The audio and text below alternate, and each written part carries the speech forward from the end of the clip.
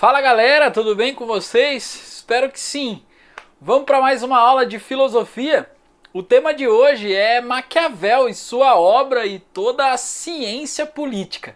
Vamos nessa? Preparados? Para a gente falar do Maquiavel, nós precisamos explicar algumas coisinhas importantes sobre ele, né? Ele é um autor que vai viver no final do século XV e no início do século XVI. Então ele está nesse âmbito, né, onde existe forças políticas novas, como o advento da burguesia, e também a constituição de estados nacionais modernos. Então a preocupação dele, por ele ser um italiano, por ele ser filho de uma família abastada, que teve condição de oferecer ensino formalizado para o Maquiavel, e o Maquiavel que também participou de governos burocráticos, foi funcionário público, então ele entendia a vida política, né? Percebia que o ser humano era dotado de valores, né? E ele está preocupado com a situação italiana. E qual é a situação italiana? A situação de fragmentação da Itália. Então, enquanto que no século XV nós já temos a formação de Portugal como um Estado nacional moderno, inclusive já tinha iniciado as grandes navegações, nós temos já a formação do Estado moderno espanhol, a formação do Estado moderno francês e do inglês. O Maquiavel está preocupado com a sua região de origem, que era muito fragmentada, com estados clericais, com estados que eram considerados principados da nobreza, ou que também eram considerados principados republicanos. Tá? Então há uma fragmentação ali, uma forma de governar totalmente distinta de um lugar para outro, mas existe uma história comum, existe uma cultura comum, existe uma língua que é um latim vulgar comum em algumas regiões dali. Então a preocupação dele é unificar a Itália e formar ali um Estado nacional moderno. Então a filosofia do Maquiavel é, na verdade, um estudo que ele vai fazer das práticas políticas anteriores ao seu momento histórico. Então ele vai fazer uma investigação profunda do que foi a Roma Antiga, do que foi as monarquias europeias, do que foi o feudalismo europeu, para oferecer um guia prático, político, para um possível rei da Itália, tá? E esse rei da Itália é um príncipe, né, elencado aí pelo Maquiavel, chamado Lourenço de Médici. Ou seja, era o Lourenço de uma família muito tradicional de Florença, que tinha muita riqueza, era muito abastada, e ele via como príncipe legítimo para a unificação da Itália. Então todo esse estudo do Maquiavel, né, tem um objetivo, que é uma filosofia prática, que é um método prático de atuação política. É um manual para que serviria de livro de cabeceira do Lourenço de Médici, para que ele pudesse ler, se informar, para saber como agir a partir das experiências históricas do passado para unificar a Itália. Então ali ele vai dizer, olha, aqui nesse exato momento é melhor usar a violência, nesse outro exato momento não é melhor usar a violência, é melhor usar outras qualidades. Olha só o que aconteceu com esse grande imperador que teve sucesso. Então é um guia passo a passo daquilo que o Lourenço de Médici deveria fazer para conseguir ter um governo estável e unificado, tá? Bom, então vamos lá. Quando a gente fala do principal livro dele, que é O Príncipe, esse livro foi escrito em 1513, tá? E ali ele tá com um objetivo específico, que é a restauração da virtude cívica, certo? Então o que é essa virtude cívica? É a capacitação de um indivíduo para que ele possa governar, tá? Então esse livro serve mais ou menos como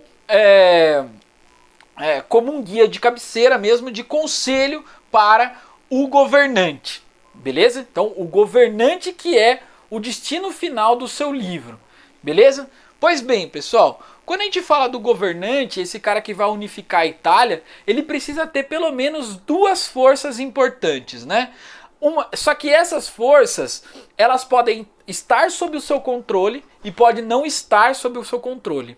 Então a primeira força que ele diz que um príncipe, um governante precisa ter é a fortuna, certo? O que é a fortuna? Hoje a fortuna pra gente é uma pessoa que tem muito dinheiro, né? Seria montanhas e montanhas de dinheiro. Mas na verdade aquilo, o que ele chama de fortuna está vinculado àquilo que nós não temos a capacidade de controlar, certo? É aquilo que pode depender da sorte ou aquilo que pode depender do azar, né? Então pensa, por exemplo, um rei, né, governando. Se ele passar um ano que não teve seca, que as estações do ano foram bem equilibradas, o que nós vamos ter? Uma colheita muito próspera. Isso é uma sorte, ou seja, ele está fora do controle dele. Mas pode ser que esse mesmo governante passe por um momento onde tem uma seca violenta, né, geadas intensas e tal, e isso traz péssimas colheitas e, consequentemente, a população passa fome e se revolta. Isso também estaria dentro do espectro da fortuna, porque ele também não tem controle sobre isso. Então, essa fortuna que ela é instável, né? Que o homem não tem controle, né? O príncipe deveria se atentar também. E para ser um bom príncipe, você precisa ter boa sorte também. Porque se você tiver só azar, você não vai conseguir unificar esse estado, esse país. E veja só a mentalidade sexista dessa época, né, pessoal? A gente tá falando aí que o Maquiavel, apesar de escrever um manual bastante interessante do ponto de vista político, as suas ideias ainda estão calcadas no machismo dessa sociedade, num sexismo dessa sociedade ainda vinculante, onde o papel do homem é um papel poderoso, né, um papel praticamente naturalizado de que o homem detém poder por conta das suas capacidades biológicas, certo? Então veja só o que está escrito aqui, ó. A fortuna, coisa que o Maquiavel mesmo escreveu, tá? A fortuna é mulher e é necessário, para dominá-la, bater-lhe e controlá-la, certo? Então tá dizendo aí, fazendo essa analogia entre fortuna e mulher, e eu trouxe para vocês para a gente perceber aí esses aspectos ainda sexistas na teoria maquiavélica, certo? Pois bem, e a outra força, né, Cláudio? A outra força é a virtude. Essa virtude seria as qualidades do governante. Essa, o governante tem controle. Essa é aquilo que ele chamou de estável. Então, essa virtude, ela seria a única força capaz de vencer a instabilidade da fortuna. Por quê? Porque se o indivíduo tivesse boas virtudes, ele teria a capacidade de observar a totalidade e fazer a manutenção do seu poder, certo? Então, pessoal, o que a gente tem que ver aqui é que a virtude seria a qualidade, né, uma reunião de qualidades que esse príncipe vai ter e que ele vai executar durante o seu governo e que vai acabar se beneficiando e atingindo o objetivo final, que é a unificação, que é a estabilidade do governo, tá? Bom, quando a gente fala de prática política, a gente tenta envolver também aí a prática política com a moralidade, ainda mais nos dias de hoje, né? Só que o Maquiavel via a prática política distanciada da moralidade, certo? Por que distanciada da moralidade? Porque para ele, o príncipe, ele estaria fora dessa sociedade civil, tá? Ele seria alguém superior a essa sociedade civil. Essa sociedade civil, sim, precisa da moralidade para sobreviver, porque a moralidade cria padrões, criam regras, criam limites e tal. Mas o Maquiavel acreditava que o príncipe não deveria se preocupar com a moralidade. A moralidade, quem deveria se preocupar é a religião e a sociedade, mas o príncipe não. E aí advém aquela interpretação, perceba, é uma interpretação, porque não é uma frase do Maquiavel, que é muito famosa, mas é atribuída para ele, de que os fins justificam os meios. Ou seja, o importante é o que se conquistou no final, porque se aquilo que conquistou no final, né, garantir a estabilidade, garantir a riqueza do reino, né, a paz desse reino, significa, consequentemente, que os meios não importam como eles foram executados, certo? Então tá vendo como essa moralidade é deixada de lado? Se tiver que matar alguém, que mate. Se tiver que usar a violência, que use, né? Inclusive até uma discussão com relação ao Maquiavel, aí o príncipe, né? Que o Maquiavel ele não faz a defesa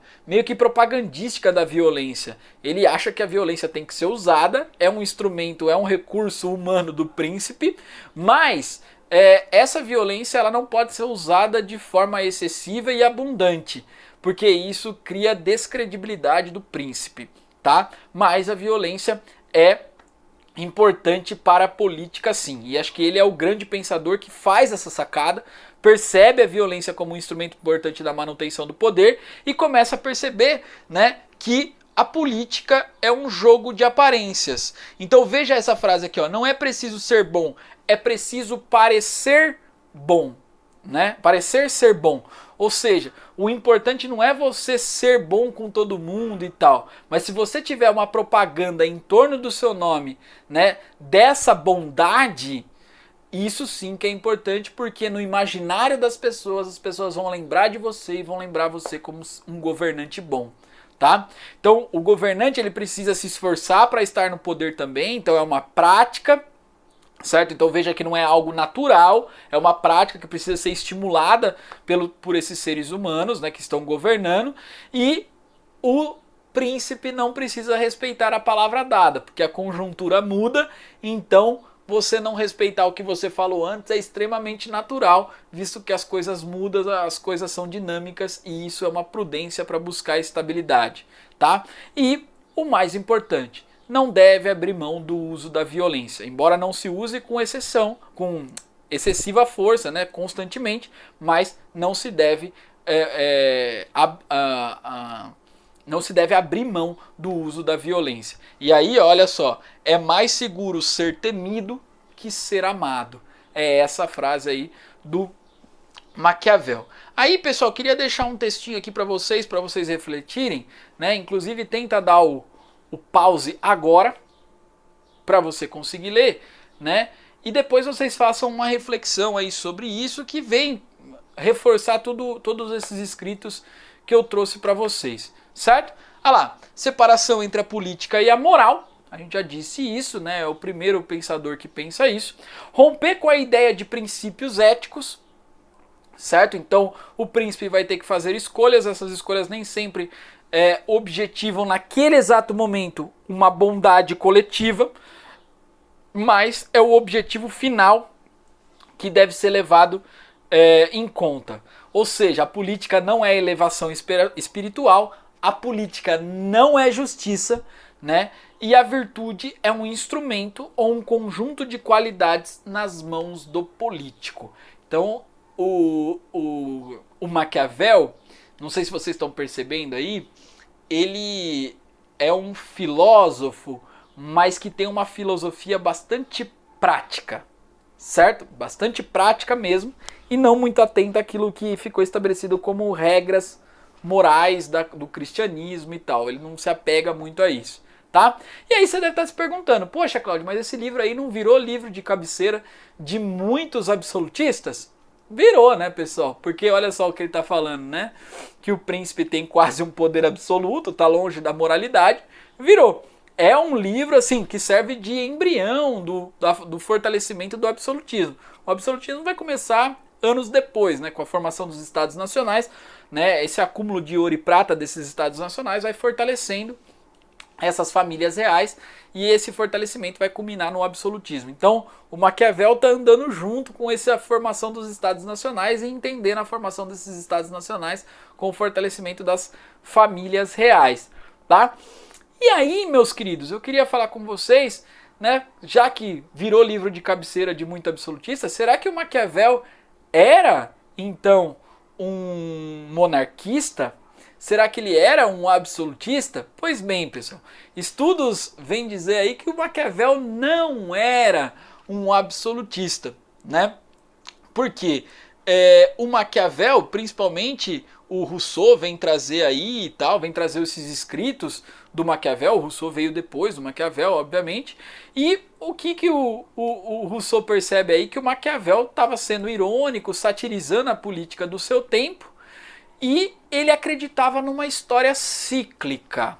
O que é uma história cíclica? Que a sociedade precisa passar por etapas e essas etapas levarão ao destino final, certo? Então sabe aquele lance que a história se repete? Né? Se repete, se repete, se repete. Então Maquiavel acreditava nisso. Então, no fundo, segundo esses pesquisadores, eles vão dizer que o Maquiavel era republicano. Né? E por ele ser republicano, ele percebia que era difícil instaurar uma república numa coxa de retalhos que era a Itália. Então ele previa que antes da república deveria haver uma formação de um Estado Nacional com um príncipe forte e depois a superação desse Estado Nacional feito através da proclamação de uma república. Você vai falar, Cláudio, legal, né? Interessante. Mas da onde que ele tirou isso? Bom, ele tirou isso, pessoal, de uma análise da história romana, né, que ele fez e escreveu um livro, né, que se chama Discurso sobre a Primeira Década de Tito Livio, Roma Antiga, de 1531, ou seja, basicamente 18 anos depois dele ter escrito O Príncipe, que ele faz a defesa da República, né, que ele fala dessas medidas tomadas que no fundo é em torno da liberdade e que a liberdade deve ser comum a todos. Ou seja, para ele, todas as lutas são justas, pois as pessoas não arriscariam as suas vidas se suas reivindicações não fossem legítimas. Então, entender essa mudança histórica é importante para principalmente compreender que o Maquiavel, apesar de escrever o livro de cabeceira aí para o Lourenço de Médici, né, para dar esse manual prático de unificação da Itália, ele estava objetivando depois também a superação desse Estado voltado para o príncipe aí com poderes absolutos, né? Pensando sempre numa constituição republicana. Beleza, minha gente? Espero que vocês tenham gostado, tá? Aproveita, curta o vídeo, se inscreva no canal e comente aí o que você gostaria de saber sobre o Maquiavel, que eu venho responder. Valeu!